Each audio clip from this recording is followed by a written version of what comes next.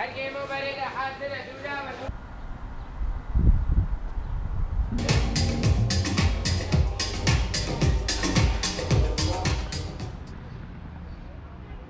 day and welcome back. I'm the Cruise Traveler, and this episode we're gonna finalize our Iraqi adventure and go back to Istanbul. But we start off in Sulemania, also known as Slemani, and we're gonna walk around the market for a little bit. The city of Sulemania is located in the east of Kurdistan, or the northeast of Iraq, and it borders Iran. It was named after the father of an Ottoman Kurdish prince, who founded the modern city in 1789. Before this time, it bordered two major powers, the Safavids and Ottomans, Safavids being what's nowadays part of Iran. The entire Kurdish region was separated by various Kurdish emirates. And during that period, the Ottomans and the Safavids tried to tempt all of them to join their side. Eventually, the Slemani region joined the Ottomans, and with that started the foundation of the modern city. So which one is saffron? Which one? So to do. Yeah.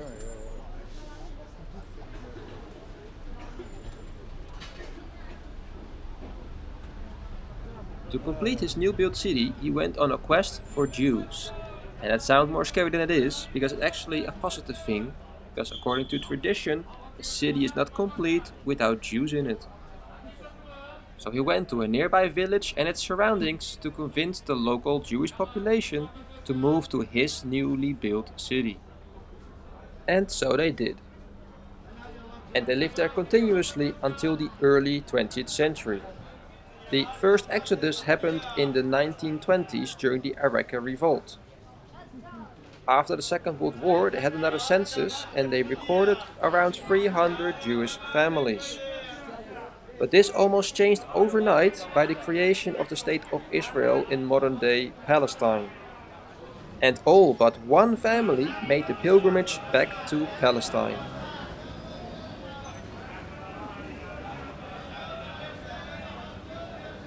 Nowadays, Slemani is considered one of the most liberal cities within Iraq and even Kurdistan, allowing alcohol consumption and even prostitution. This is partially thanks to the universities within the city that attract a lot of young people and with them liberal ideas. In general, Kurdistan is considered one of the most liberal and open places within the entirety of the Middle East. Key evidence for this is that women seem to enjoy more freedoms around Kurdistan than in other parts of the Middle East. So, what do you think of the bazaar? Oh, crazy. Really crazy. It's I mean, thank goodness we're not like in Turkey where you get bloody pestered every 5 seconds. You know, begging to buy something. And politely show you as soon as you wave them off, they're all gone. That's it. From 1922 till 1924, Sulemania was the capital of the short-lived Kingdom of Kurdistan after the Ottoman defeat after World War I. But unfortunately for them, it became part of the British Mandate of Mesopotamia and later on merged with Iraq. And today the Kurds are the biggest ethnic group without a country, divided over 4 countries: Turkey, Syria, Iraq and Iran, of which the autonomous region within Iraq has the highest degree of independence.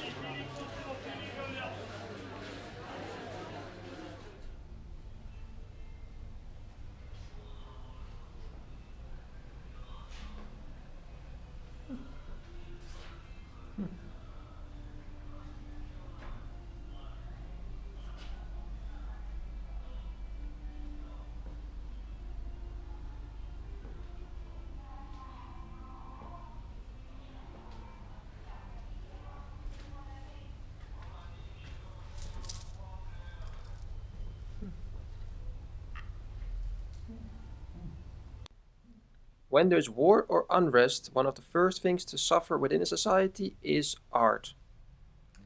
because it's obviously not seen as an essential thing to survive for that moment. So it's great to see that after decades of war within Iraq and Kurdistan, that there's still artists trying to stay alive, and this one seems to be thriving, and it's just beautiful artwork. What do you think? After exploring this artist home and buying some souvenirs, we started to make our way back towards the main street to look for some food, and we found it in a food hall. What are we having? We've got rice, curry rice, and we've got Lentils.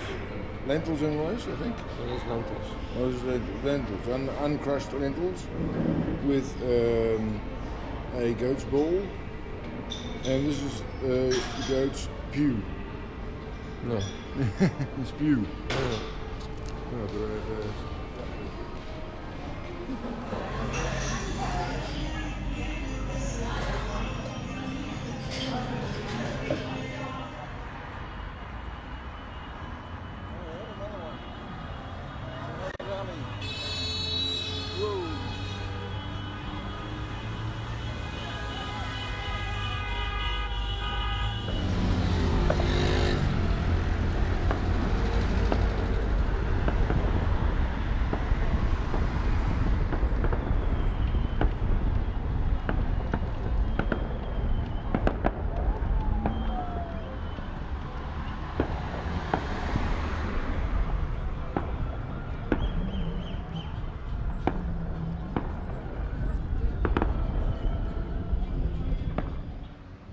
Sulemania, being a rather big modern city, has a lot of tourist attractions, and in fact it draws a lot of tourists from within Iraq and even Iran because of its liberal policies. Something they don't really have in Iran, to put it lightly. Anyway, unfortunately we were not able to visit all of these places, and I really hope one day I can go back and finish it. But for now, I really wanted to visit this one particular place, which was the torture prison of Saddam Hussein. It was the general security headquarters of his regime. It was here that many anti-government people were imprisoned and tortured. Mostly Kurdish nationalists and students, surprisingly. You know, our country is going downhill when they start persecuting students, because that means that they are afraid of free thinking, and therefore changing their minds about the government. So, why is this place filled with bullet holes? Well, in 1991, after 10 years of the disastrous Iran-Iraq war, uprisings started all across Iraq against Saddam Hussein.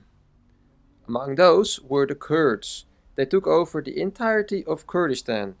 During this time, they also captured Slemani, and this prison became the last stronghold of Iraqi forces. Here they fought for 2 days until they surrendered. After their surrender, the local civilian population, of which some of their family members or friends were lost in that prison or still in that prison, they took revenge. Not in the lightest form possible. They literally butchered 700 of these security forces with anything imaginable. Axes, saws, anything. Only recruits and conscripts were let go because they considered them to be innocent in this situation. Unfortunately, the liberation was short-lived because after a month the Iraqis came back in force. 90,000 Iraqis against 20,000 Kurds. The Iraqi air, artillery and tank superiority looked good on paper. But in reality they suffered tremendous losses thanks to the simple fact that their troops were poorly trained. But eventually the city fell, and with that the uprising ended.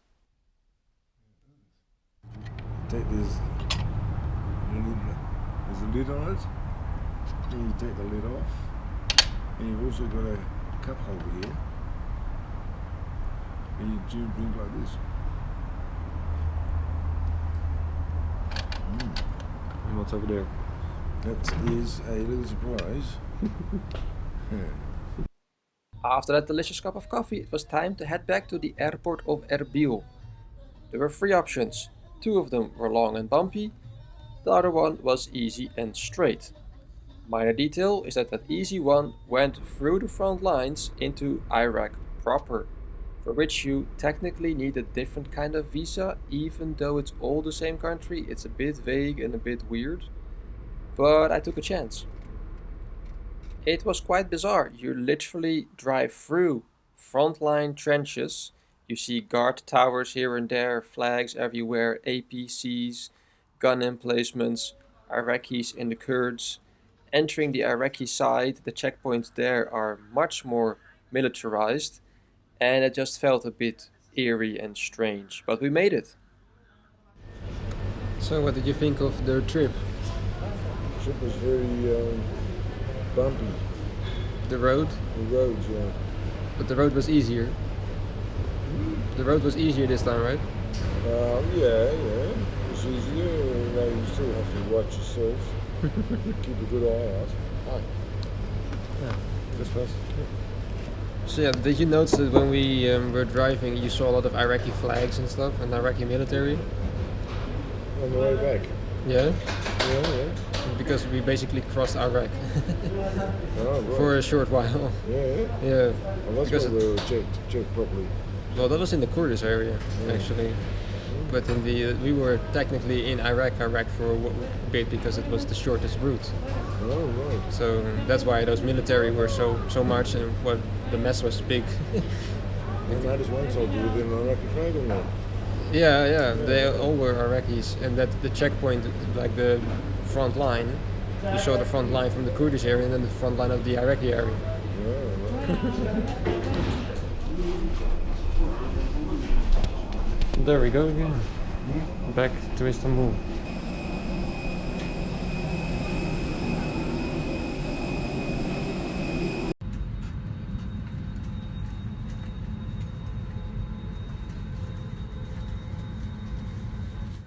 After a lovely night flight without any sleep, we finally arrived in Istanbul. And this time we're gonna explore the Asian side a bit more. We're gonna start off in Üsküdar, if I say it correctly. And we couldn't enter the rooms yet, so we're just enjoying some breakfast at the moment, with some beautiful views. So we're back in Istanbul. What do you think? No, he's lying. He's lying. Not in Istanbul. We're back in Erbil. Yeah, right. So let's have a look around in the market here. Market. Yeah, Market Street. Yeah, they have a lot of fresh things I saw over here. Candy shop next to the fish shop. Yeah. Fish everywhere. Shrimps. Next to the baklava. More fish. All the gills. Huh? Squids.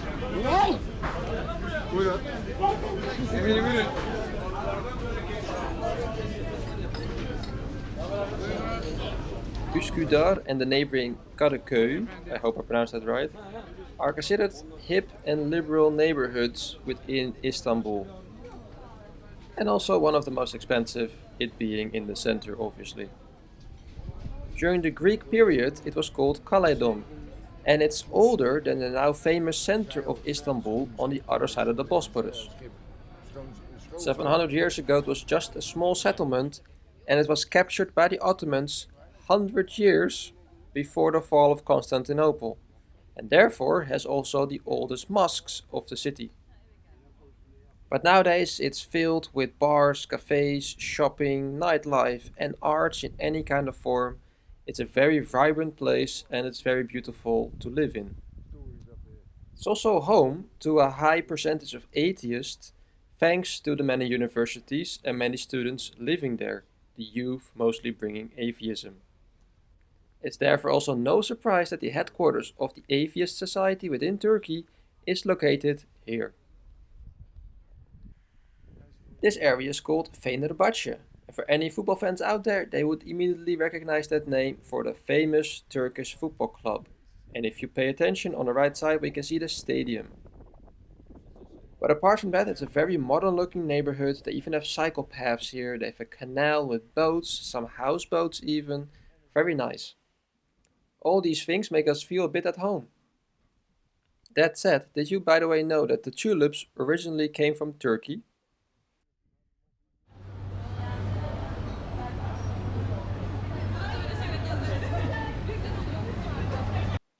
After all that walking, we took a break in one of the cute little streets of Kadiköy. And we started to play some checkers. And in fact, the owner of the cafe had never seen anybody play checkers, because on the other side of the board you have backgammon, and normally people there play backgammon. So he just kept watching us and to see what we were doing. So it was quite fun and interesting interaction.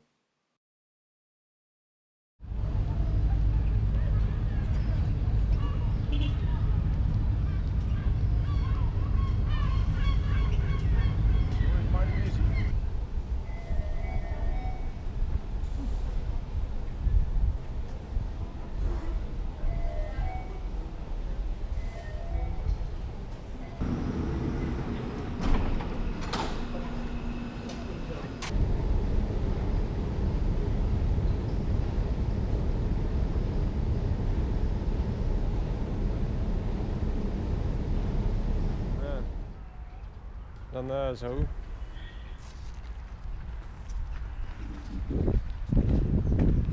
So today we are going to the television tower Yeah, for a view. just like CN Tower in Toronto. Yeah. And the Hani çok ışık çıkıyor. Maşallah. Çok hızlı. Çok güzel. Elindeki kameraya nasıl hepsini alıyor herhalde. Evet. Ja, het heeft veel Trade Center niet, nee. Çok hızlı çıkıyor. Lan kapandı. nee, Dat was binnen. allemaal binnen, ja. Ja. Hayırlısı nasıl? Nee, die moskee is helemaal nieuw, had Sydney gezegd. Ja? Ja, dat was compleet onnodig, maar ze hebben heel zoveel. Ay. Başım döndü. Dönme, öyle düşünmesen ama. Buraya bak. Heh. Şuraya bak.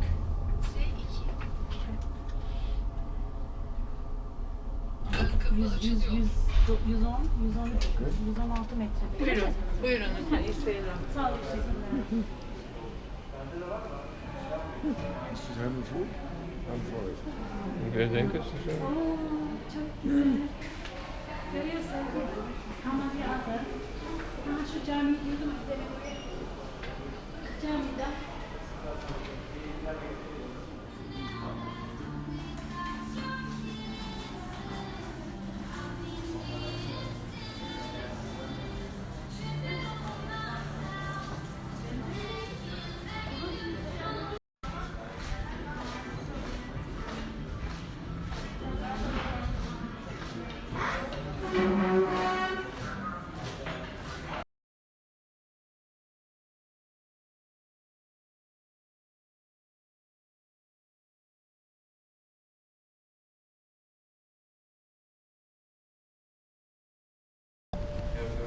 Amazing. Canım Amazing. ailem yazıyor ya. Çok güzel. Thank you.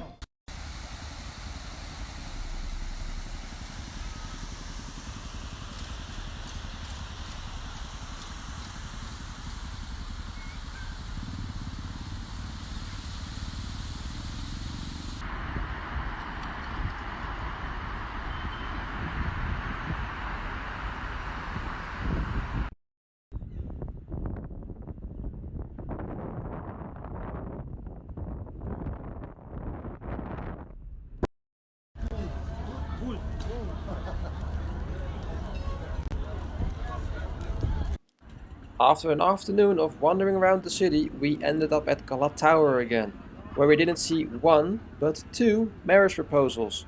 Coming from the Netherlands, I had never seen one, because generally we don't really marry anymore.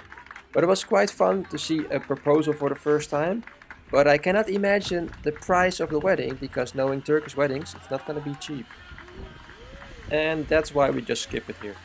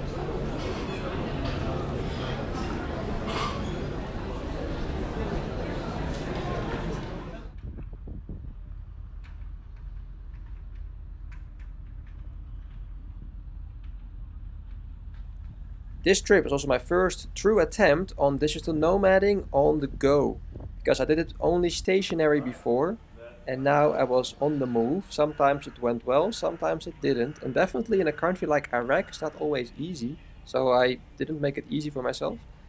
But in this time I was accompanied by some cute cats that are like a million strays in Istanbul alone, and I had a new pet for a moment, which is quite fun.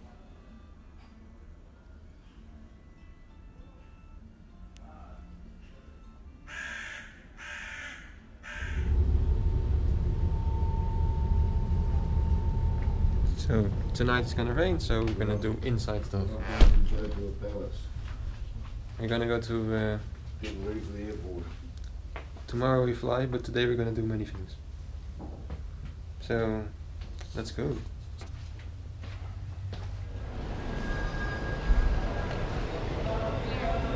the side, and walk around to the front and reveal an elevator.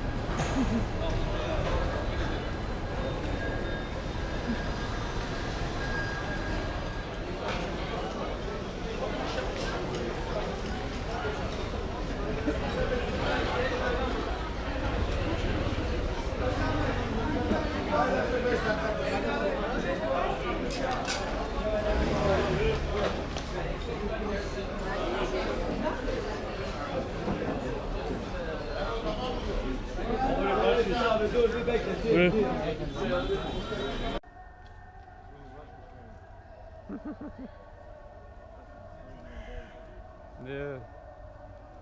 Istanbul or Constantinople, being a city of antiquity, you can't avoid going to museums or anything old in general.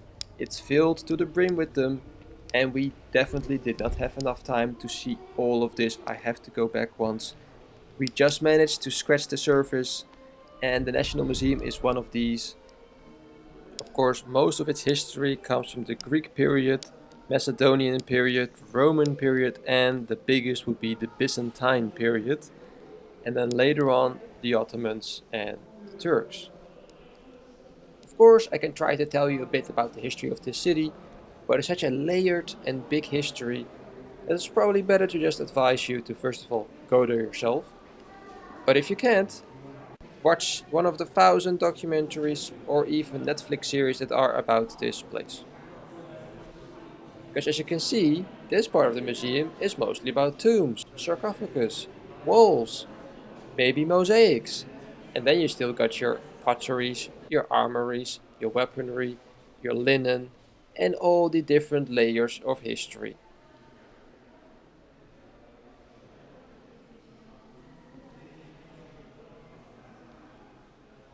Considering the amount of museums and historical sites in Istanbul, I really recommend not doing all of that in one day or in sequence, because the wow factor is gonna leave and you're just gonna feel drained after the whole day of walking around museums with a lot of information. Maybe try alternating days, one day museum day, the other day city day, and like this you maybe save some energy for all this information. I made that mistake once in Florence, Italy, where I did like 4 museums in one day, and at the end of it I didn't enjoy it anymore, the wow factor was gone.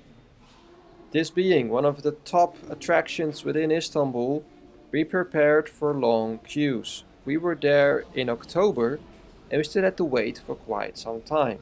So be prepared with water, maybe sun protection or anything like this. Wake up early maybe and use the time you have.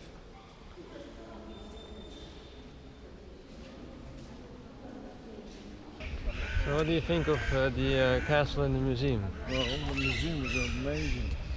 It's really amazing. Stone walls everywhere, all way, every which way you can think of. Yeah. Basically. Yeah.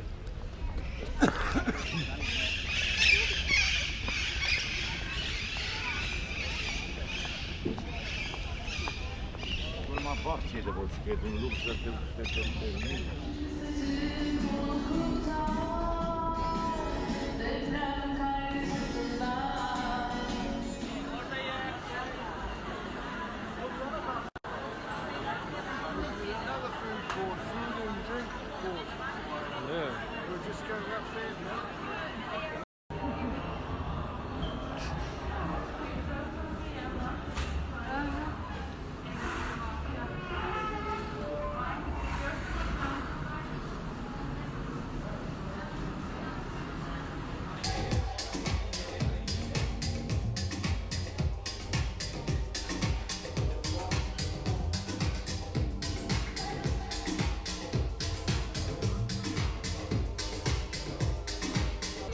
do you think of the location? Super location.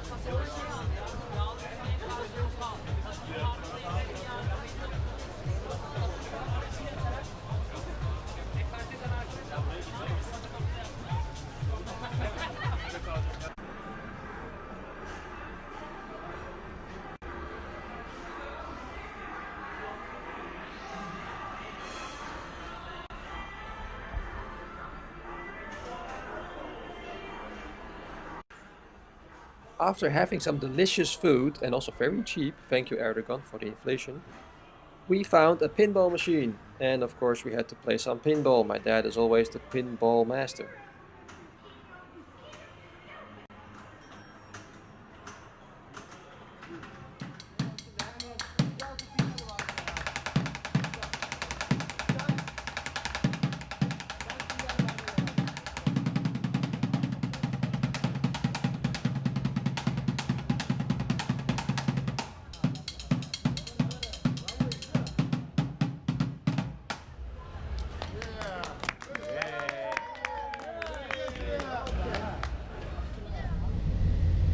So we're on our way to the airport.